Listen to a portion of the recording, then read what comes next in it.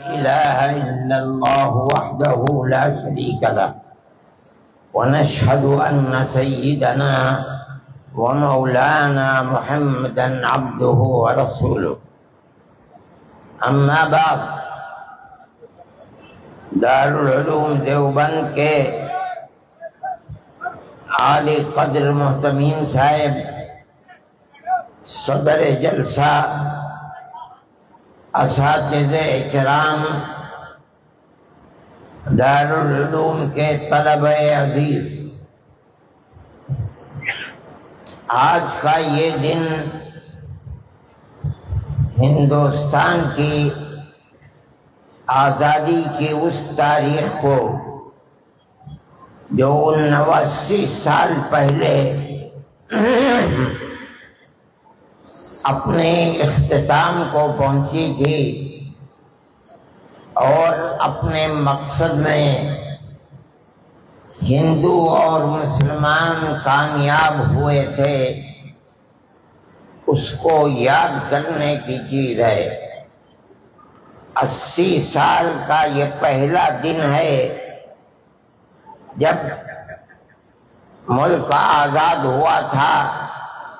اس آزادی کے اندر ہم اور آپ اس کی تاریخ کو بیان کرنے کے لیے یہاں بیٹھے ہیں۔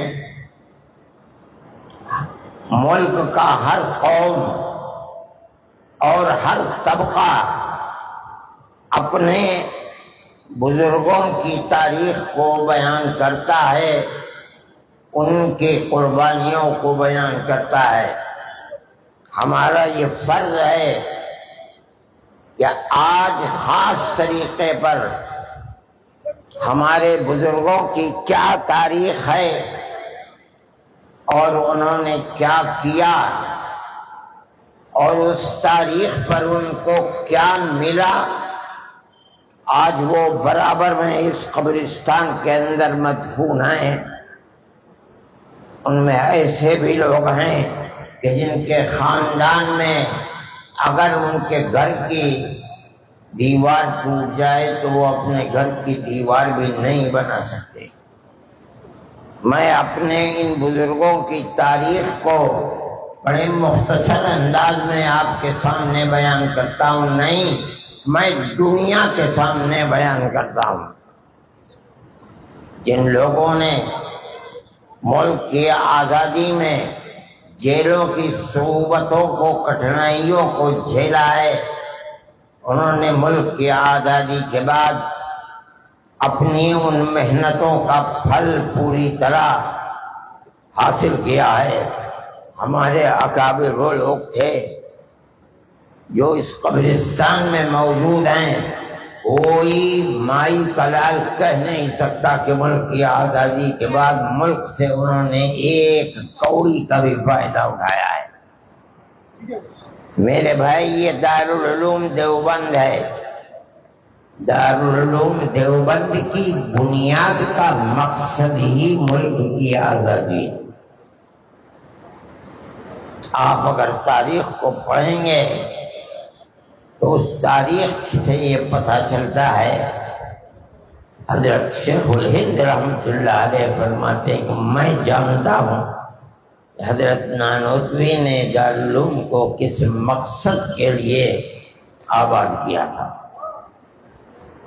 لیکن میں ایک بات کہتا ہوں کہ کیوں آباد کیا، آپ کے سامنے یہ تاریخ رہنی چاہیے۔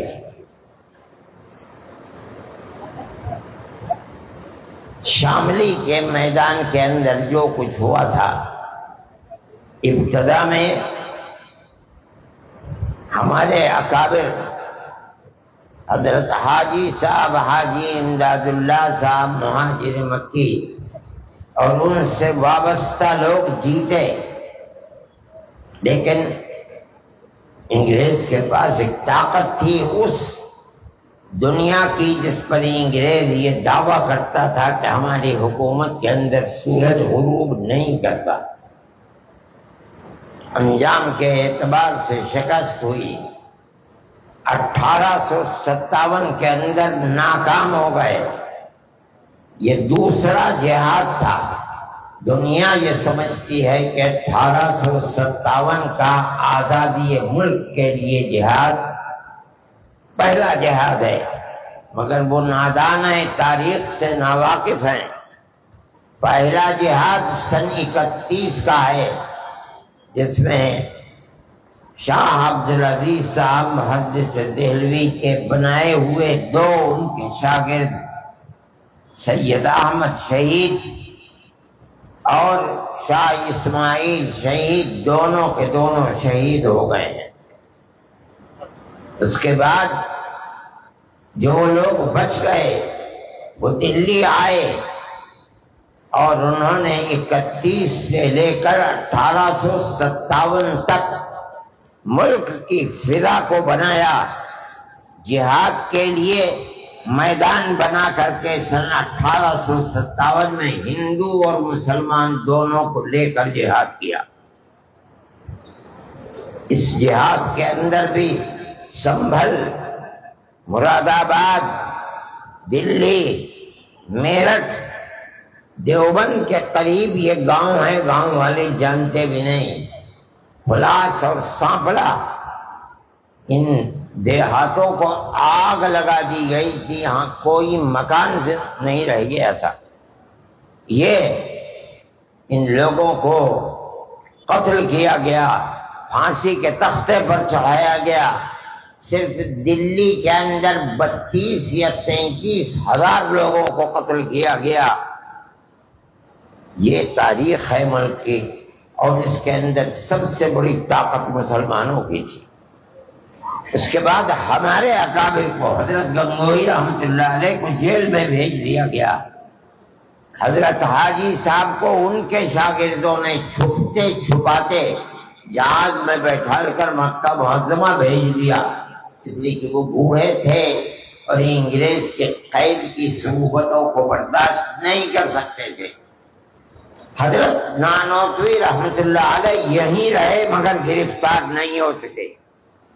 جب 3 سال کے بعد عام معافی کا اعلان ہوا، باہر نکلے، ابھی تک دارالعلوم کا کوئی وجود نہیں رہا، تو یہ دیکھا کہ وہ ہزار ہندو اور مسلمان، جن میں اکثریت مسلمانوں کی تھی، ان کی اولاد بھیک مانگ رہی ہے، اس لیے کہ ماں اپنی عزت کو بچائے ہوئے گھر کے اندر بیٹھی ہوئی ہے، کھانے کے لیے کچھ نہیں ہے، اولاد لوگوں سے بھیک مانگ رہی ہے، کوئی دیتا ہے کوئی نہیں دیتا ہے۔ اور کرسچن لوگ جو چرچ کے لوگ ہیں وہ باہر نکلے ہیں اور ان بچوں سے کہتے ہیں، ان کی ماں کے پاس جاتے ہیں، اس بچے کو ہمیں دے دو، ہم اسے مفت لکھائیں گے، مفت پڑھائیں گے، پہننے کے لیے کپڑے دیں گے اس کو، اور اس کو پڑھا ہوا لڑکا بنا کر کے ملازمت دیں گے، یہ اپنے پیٹ کو بھی پالے گا، تمہارے پیٹ کو بھی پالے گا، اپنی بہنوں کو بھی زندہ رکھے گا۔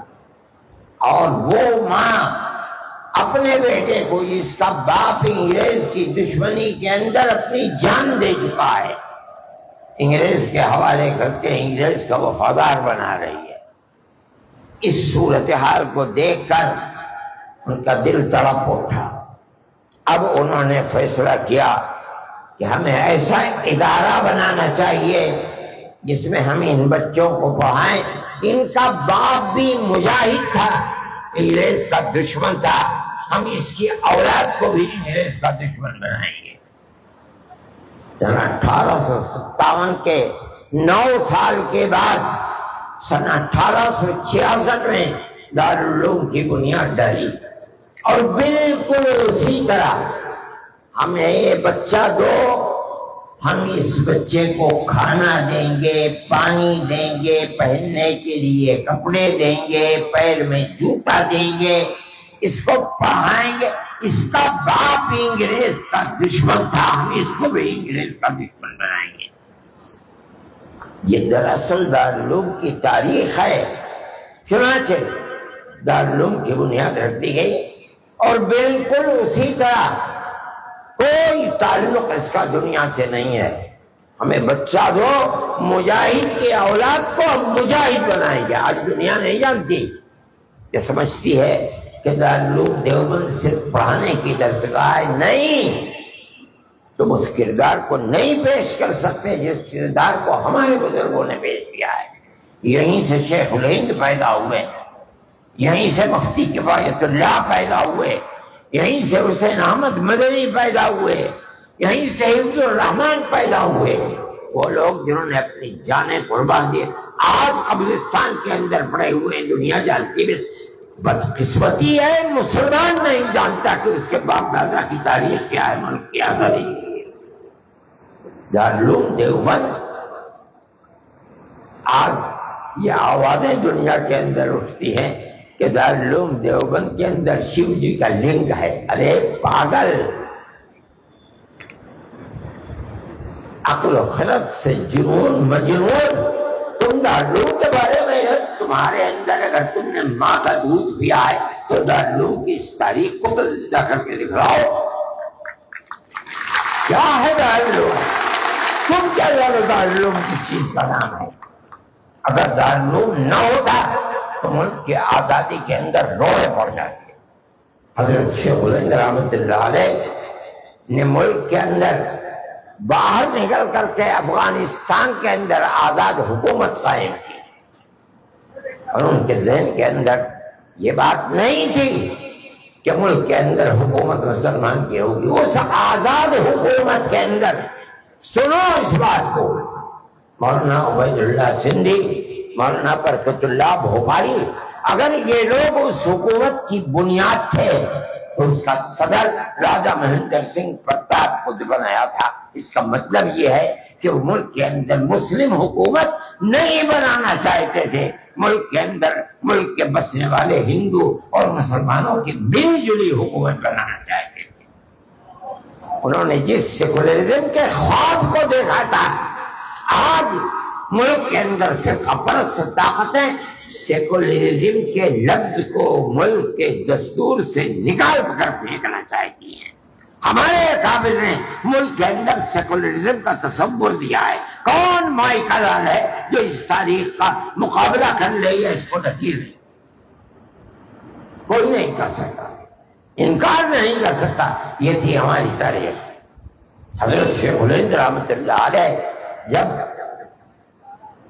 سعودی عرب سے طائف سے گرفتار کر کے اپنے ساتھیوں کے ساتھ مصر بھیجے گئے اور مصر سے اٹھا کر کے ان کو مالٹا کی جیل کے اندر بھیج دیا گیا، کانگریس کے لوگ جانتے تھے ان کی اس تاریخ کو۔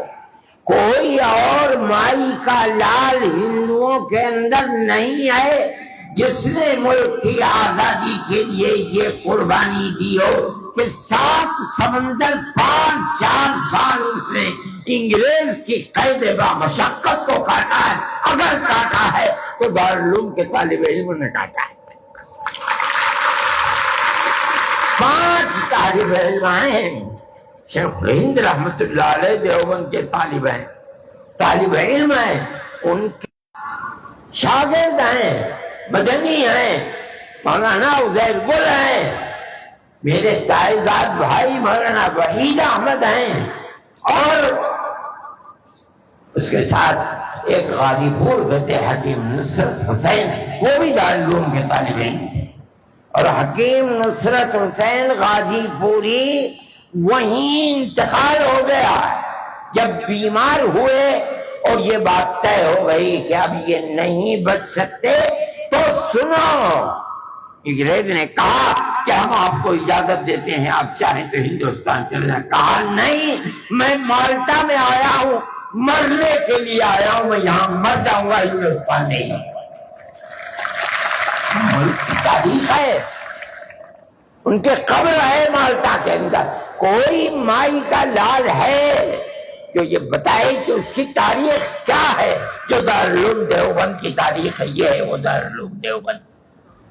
حضرت شیخ الہند رحمۃ اللہ علیہ فرماتے ہیں کہ حضرت نانوتوی اور بزرگوں نے دارالعلوم دیوبند کو مجاہدین آزادی ہند پیدا کرنے کے لیے بنایا تھا۔ حضرت شیخ الہند رحمۃ اللہ علیہ نے اسی کی بنیاد رکھی۔ اپنے استاد سے جس طرح حدیث اور علوم و فنون کو لیا ہے، اسی طرح آزادی ملک کا سور جو انہوں نے بھوگا تھا اس کو بھی اٹھا کر کے چلے ہیں، اور کبھی چین و سکون کے ساتھ نہیں بیٹھے ہیں۔ ان کے دل کے اندر جس طرح کی انگریز دشمنی تھی، کسی دوسرے کے دل کے اندر یہ انگریز دشمنی نہیں تھی۔ مسٹر مسٹن جو صوبہ جات متحدہ کا انگریز گورنر تھا، وہ کہا کرتا تھا کہ شیخ الہند کو اگر جلا کر راکھ کر دیا جائے گا تو اس کی راکھ سے بھی انگریز کی دشمنی کی بو آئے گی۔ دارالعلوم کا کردار ہے، کون مائی کا لال ہے جو اس تاریخ کو نہیں اس کے عشر حشیر کو بھی پیش کر دے، یہ ہے دارالعلوم۔ جب حضرت شیخ الہند رحمۃ اللہ علیہ مالٹا کیا کر رہے ہو تم، چلو یہاں سے۔ جب حضرت شیخ الہند رحمۃ اللہ علیہ مالٹا کی جیل سے واپس آئے اور جہاز بمبئی کی گودی کے قریب پہنچا، قبل اس کے کہ کوئی جہاز پر جائے، انگریز نے بہاولپور ریاست کی جو وہاں کے نواب تھے، آج وہ پاکستان کے اندر ہے، جو تو ہندوستان ایک تھا، سر رحیم بخش مرحوم ریاست بہاولپور کے جو نواب تھے ان کے کرتے دھرتے تھے، اور انگریز نے ان کو خطاب دیا تھا سر کا۔ انگریز نے ان کو بھیجا، کوئی نہیں، سب سے پہلے وہ گئے اور انہوں نے جا کر کے حضرت شیخ الہند رحمۃ اللہ علیہ سے یہ فرمایا کہ حضرت آپ چلے گئے اور آپ دارالعلوم کی درس حدیث کی بنیاد دھیمی پڑ گئی، آپ لوگوں کو ذکر و اذکار کی تلقین کرتے تھے، لوگوں کو بیعت و ارشاد سے منسلک کرتے تھے، وہ جگہ خالی ہو گئی، آپ نے سب کچھ کیا، لیکن انگریز تو اب بھی بیٹھا ہوا ہے۔ اب آپ آئے ہیں، آپ تشریف لائے ہیں، تو آپ اب بیٹھ جائیے، دارالعلوم کی اس مسند کو زندہ کیجیے، آباد کیجیے، اور جو بیعت و ارشاد کا گھر خالی ہو گیا ہے، بزرگ رہے نہیں ہیں، اب اس بیعت و ارشاد کے سلسلے کو جاری فرما دیں تو یہ مسلمانوں کے لیے بہت بڑی ایک بڑا سہارا بن جائے گا۔ حضرت شیخ الہند رحمۃ اللہ علیہ خاموشی کے ساتھ سنتے رہے۔ کہا اپنی بات کہہ چکے ہیں آپ؟ کہ میں نے کہہ دیا۔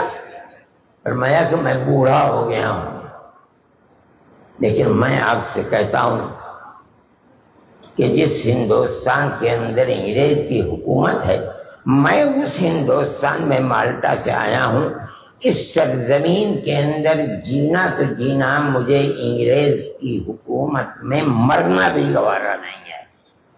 میں تو صرف اس لیے آیا ہوں کہ میں دنیا کو یہ پیغام دوں کہ انگریز کی غلامی حرام ہے۔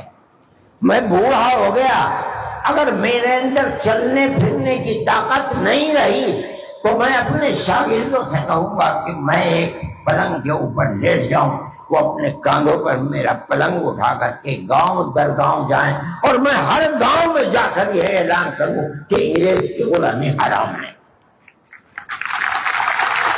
میں ہندوستان اسی لیے آیا ہوں۔ کون مائی کا لال ہے جو اس تاریخ کو زندہ پیش کر سکتا ہے؟ یہیں رہے۔ جمعیت علماء کا پہلا صدر، مستقل صدر، مالٹا سے آنے کے بعد حضرت شیخ الہند رحمۃ اللہ علیہ کو بنایا گیا۔ اس سے پہلے مفتی کفایت اللہ تھے، اور لکھا ہوا ہے کہ وہ مستقل نہیں ہے۔ حضرت شیخ الہند رحمۃ اللہ علیہ آئیں گے، وہ مستقل صدر بنیں گے۔ جو سب سے پہلا اجلاس ان کے آنے کے بعد دلی کے اندر ہوا ہے، اس کے 12 دن کے بعد حضرت شیخ الہند رحمۃ اللہ علیہ کا انتقال ہو گیا، صرف 12 دن کے بعد۔ خود حضرت شیخ الہند رحمۃ اللہ علیہ نہیں پڑھ سکے اپنی بیماری اور کمزوری کی وجہ سے۔ اس جلسے کے اندر اب مولانا شبیر احمد صاحب عثمانی کو وہ دیا اور انہوں نے اس کو پڑھا ہے۔ یہ حضرت شیخ الہند کی تاریخ، میرے بھائی اس تاریخ کو کون پیش ہو؟ پھر ان کے شاگرد یہاں آئے حضرت شیخ الہند رحمۃ اللہ علیہ۔ میں نے اپنے والد حضرت مولانا سے سنا ہے، مولانا مدنی سے، کہ میرا پروگرام یہ تھا کہ ہندوستان جا کر کے مالٹا سے، اور میرے والد کا انتقال ہو گیا، میری ماں کا انتقال ہو گیا، میری بیوی کا انتقال ہو گیا، میں جاؤں جا کر کے کم از کم تعزیت تو دے دوں۔ اتنے دن میں رہا مالٹا میں، یہ سب داغ مفارقت دے گئے، میں جاؤں گا۔ مگر حضرت شیخ الہند رحمۃ اللہ علیہ یہاں آ کر کے انتقال فرما گئے۔ میں نے یہ طے کر لیا کہ جو ان کا نقطۂ نظر تھا، جب تک ملک آزاد نہیں ہوگا میں بھی یہیں رہوں گا، میں نہیں جاؤں گا، ملک آزاد ہوگا تبھی میں اس ملک سے جاؤں گا۔ چنانچہ وہ لگ گئے۔ یہ وہ لوگ تھے جو دارالعلوم کی اسی چہار دیواری کے اندر اپنی زندگی کو انہوں نے علم حاصل کیا، اور جو حاصل کیا تھا وہ ملک کے ساتھ وفاداری تھی، ملک سے کچھ حاصل کرنا نہیں تھا۔ شیخ الہند چلے گئے، انہوں نے کچھ نہیں حاصل کیا، قبرستان موجود ہے، دیکھ لو۔ حسین احمد مدنی چلے گئے، کچھ نہیں حاصل کیا۔ وحید احمد چلے گئے، وہ بھی اس قبرستان میں ٹانڈے ہوئے مدفون ہیں، کچھ نہیں لیا۔ کیا چیز تھی؟ اس لیے کہ انہوں نے جو کچھ کیا تھا شیخ الہند کی تحریک سے کیا تھا، ملک کے لیے کیا تھا، ملک سے حاصل کرنے کے لیے نہیں کیا تھا۔ یہ دارالعلوم کی تاریخ ہے میرے بھائی، اس تاریخ کو ذہن میں رکھنا چاہیے، یاد رکھنا چاہیے۔ دنیا اس تاریخ کو بھلا رہی ہے۔ یہ بڑی بدقسمتی کی بات ہے کہ آج ملک کے اندر فرقہ پرستی کی جو طاقت ابھری ہوئی ہے، وہ مسلمان جس کی تاریخ یہ ہے، جس کو میں نے آپ کے سامنے بیان کیا، اس مسلمان کو دہشت گرد بتاتی ہے۔ آج بھی میں نے اخبار کے اندر دیکھا جس کے اندر کہتے ہیں کہ 80% مسلمان ملک کے اندر دہشت گرد ہیں۔ ارے پاگل، تم نے ملک کی تاریخ کو کیا جانا ہے؟ وہ مسلمان جس کی تاریخ یہ ہے کہ میں وہ ملک کا دشمن اور دہشت گرد ہوگا، جس کو چاہتے ہو پکڑ کر جس طرح چاہو جیلوں کے اندر بند کر دو، تمہاری دہشت گردی ہے۔ یہ فرقہ پرست طاقتیں دہشت گرد ہیں۔ ہندوستان کے اندر مسلمان کی تاریخ یہ ہے، جس کو دیکھنا ہے وہ آئے اور دارالعلوم دیوبند کو دیکھے، اس کی تاریخ کو پڑھے اور دیکھے کہ مسلمان اور ان کے باپ دادا کس طرح ملک کی آزادی کے لیے قربان دینے والے تھے، جنہوں نے ایک پیسہ بھی ملک سے نہیں لیا۔ اس کو سمجھنا چاہیے۔ آج کی جو صورتحال ہے، جب ملک آزاد ہوا تو ملک کی دستور سازی کی جو کمیٹی تھی، مولانا حفظ الرحمان صاحب جو جنرل سیکریٹری جمعیت علماء کے تھے، اب دارالعلوم کے فارغ تھے، مولانا ابوالکلام آزاد تھے۔ مولانا اگرچہ دارالعلوم کے پڑھے ہوئے نہیں تھے، مگر جمعیت علماء ہند کے ورکنگ کمیٹی کے ممبر تھے، ملک کی دستور ساز کمیٹی کے یہ دونوں ممبر تھے۔ جیسے جیسے ملک کی آزادی قریب آتی رہی، یہ لوگ سمجھتے تھے کہ کیا ہو رہا ہے۔ جمعیت علماء برابر موتی لال نہرو سے، گاندھی جی سے برابر یہ عہد لیتی چلتی تھی کہ ہم سے ہمیں بتاؤ اور عہد کرو کہ ملک آزاد ہوگا تو ملک کا دستور سیکولر دستور بنے گا، اس کے اندر مسلمان کو اپنے مذہب کے ساتھ زندہ رہنے کا حق ہوگا۔ اور برابر ورکنگ کمیٹی عہد کرتی چلتی ہے کہ ملک کے اندر ہندوستان میں گورنمنٹ بنے گی تو ملک کا دستور سیکولر دستور ہوگا، اور ہندوستان ملک کے اندر اقلیتیں اور خاص طور پر مسلم اقلیت اپنے مذہب کے ساتھ زندہ رہے گی۔ میں آپ کو اس زمانے کی ایک چیز جو حضرت رحمت اللہ علیہ کے قلم سے لکھی ہوئی ہے میں آپ کو پڑھ کر سناتا ہوں، آپ یہ سنیے۔ ہری پور ضلع سورت کا اجلاس عام منعقدہ 19، 20، 21 فروری میں اس تحفظ کو ذیل کے الفاظ میں پاس کیا گیا ہے۔ کانگریس کا اجلاس ہے۔ ورکنگ کمیٹی نے اکتوبر 1937 میں کانگریس کی ورکنگ کمیٹی نے کلکتے کی میٹنگ میں اقلیتوں کے حقوق پر جو تجویز پاس کی تھی اسے یہ کانگریس منظور کرتی ہے اور نئے سرے سے اعلان کرتی ہے کہ ہندوستان کی اقلیتوں کے تمدنی، مذہبی اور لسانی حقوق کی حفاظت کرنا کانگریس کا پہلا فرض اور بنیادی پالیسی ہے۔ پھر پڑھیے اس لفظ کو، کانگریس اعلان کرتی ہے کہ ہندوستان کی اقلیتوں کے تمدنی، مذہبی اور لسانی حقوق کی حفاظت کرنا کانگریس کا پہلا فرض اور بنیادی پالیسی ہے، تاکہ حکومت کی کسی بھی ایسی اسکیم میں جس میں کانگریس شریک ہو اقلیتوں کو ترقی اور نشو و نما کا زیادہ سے زیادہ موقع مل سکے اور وہ قوم کی سیاسی، اقتصادی اور کلچرل زندگی میں پورا حصہ لے سکے۔ آپ نے سنا، اب اس کے بعد سنیے۔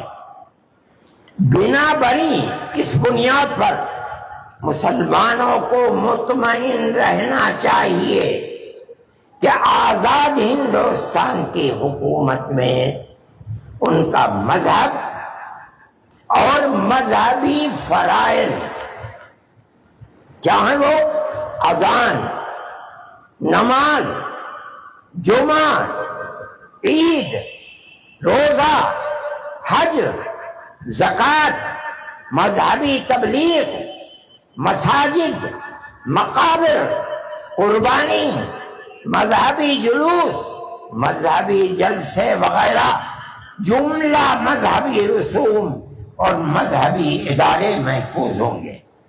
اور اسی طرح ابھی اور سنیے، اور اسی طرح ان کی تہذیب، ان کا تمدن، ان کے تعلیمی ادارے، خانقاہیں، امام باڑے، عیدگاہیں، تکیے، کربلائیں، آثار قدیمہ، اوقاف وغیرہ سب محفوظ ہوں گے۔ اور سنیے، اور اسی طرح ان کی زبان، ان کی شاعری، رسم الخط وغیرہ سب کے سب آزاد اور محفوظ ہوں گے، کسی پر کوئی رکاوٹ اور قید نہ ہوگی۔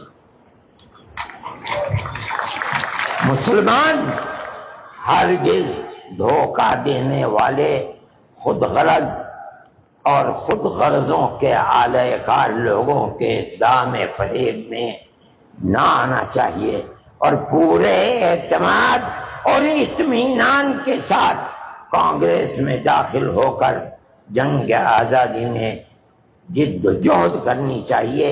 شائع کردہ U P Congress election board, National Herald press, Lucknow, فروری 1946۔ یہ وہ دستور ہے اور وہ پالیسی ہے جو ملک کی آزادی کے وقت اعلان کر کے کانگریس نے ہم کو دی تھی۔ آپ خود فیصلہ کیجئے، آج موجودہ حکومت کے اندر جو اس وقت پالیسی اختیار کی گئی تھی کانگریس کی، آج دوسری پارٹیوں کی پالیسی کیا ہے؟ بی جے پی کی۔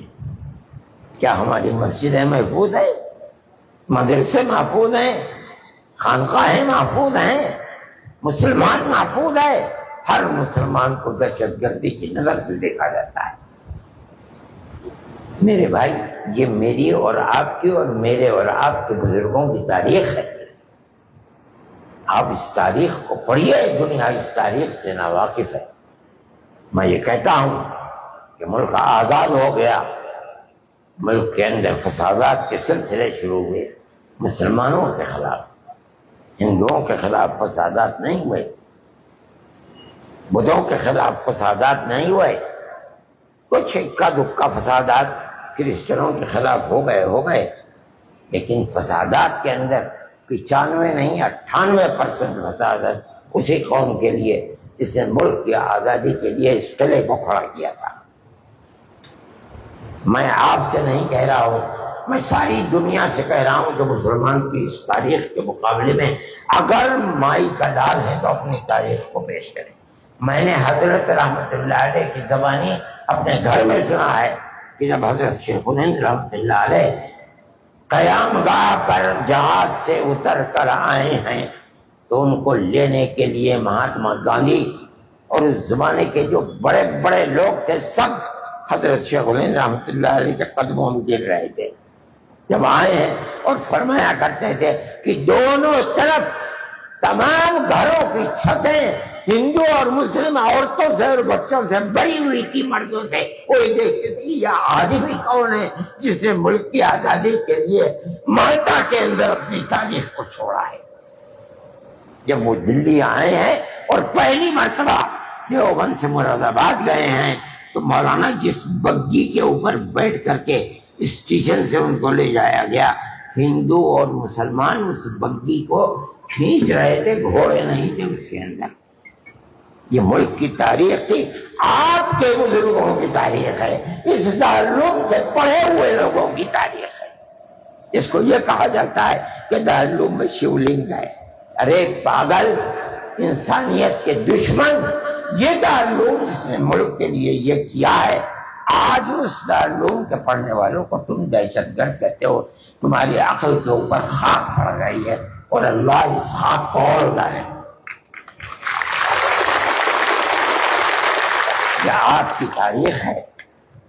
وقت بہت ہو گیا ہے، میں اپنی بات اور بھی بتاتا اور یہ کہتا کہ ملک کی موجودہ صورتحال کے اندر ایک طرف مسلمان کا یہ کردار ہے، دوسری طرف ملک کی یہ تاریخ ہے۔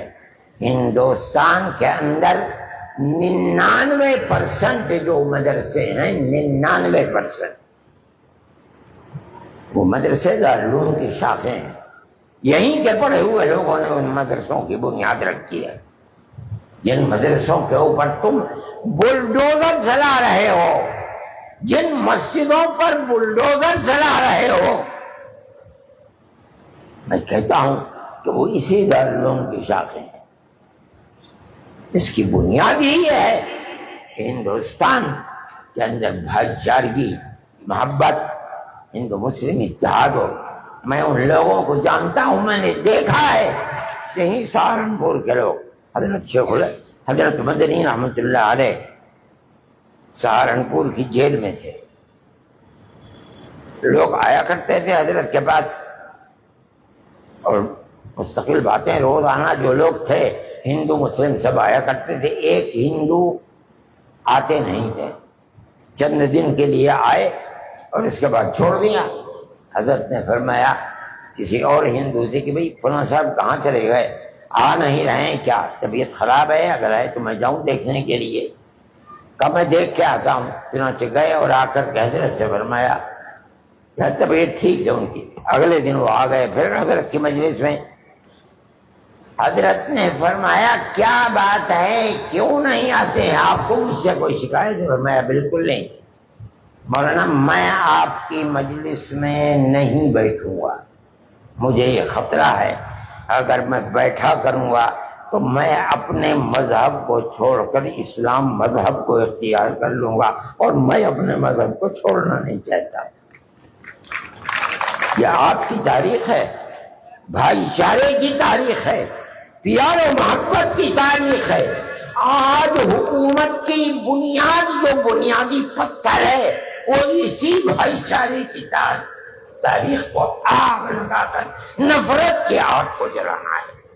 میں کہہ رہا ہوں اس بات کو. اور کیا ہو رہا ہے ہندوستان کے اندر؟ آپ اسلام کو مٹانا ہی تو چاہتے ہیں.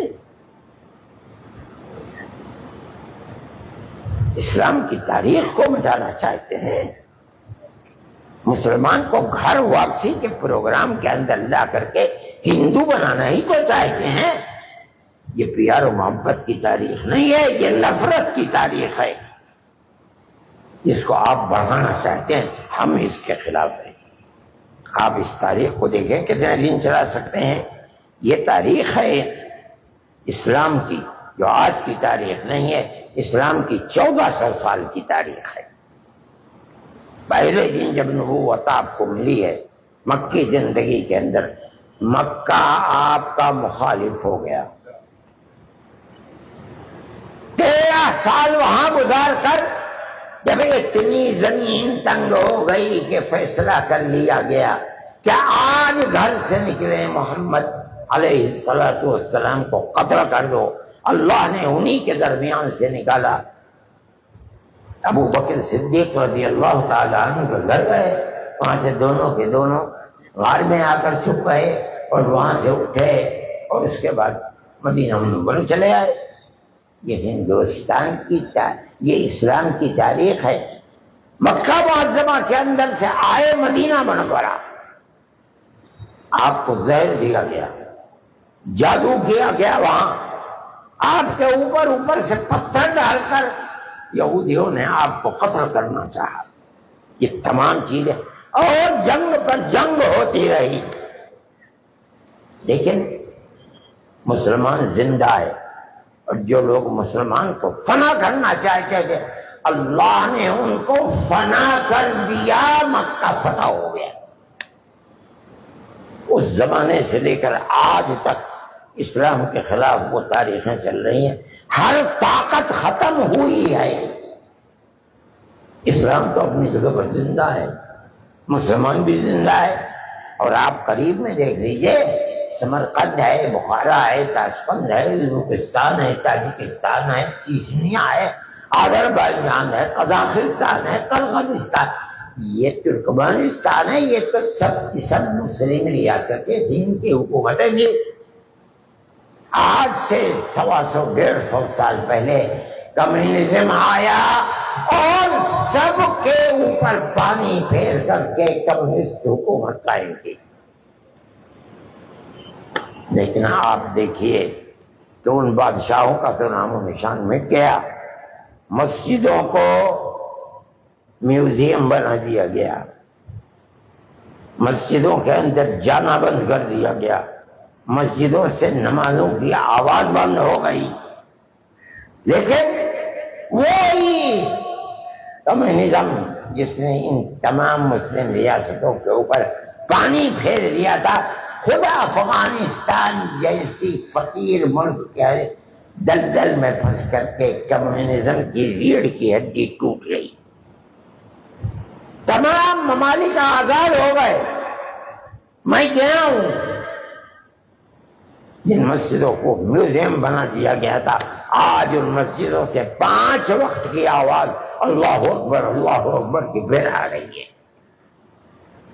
چیچنیا کی مسجد میں روس کا صدر جا کر کے قرآن کو اٹھا کر کے اپنے سینے سے لگاتا ہے اور دنیا اس کی تصویر کو دیکھتی ہے.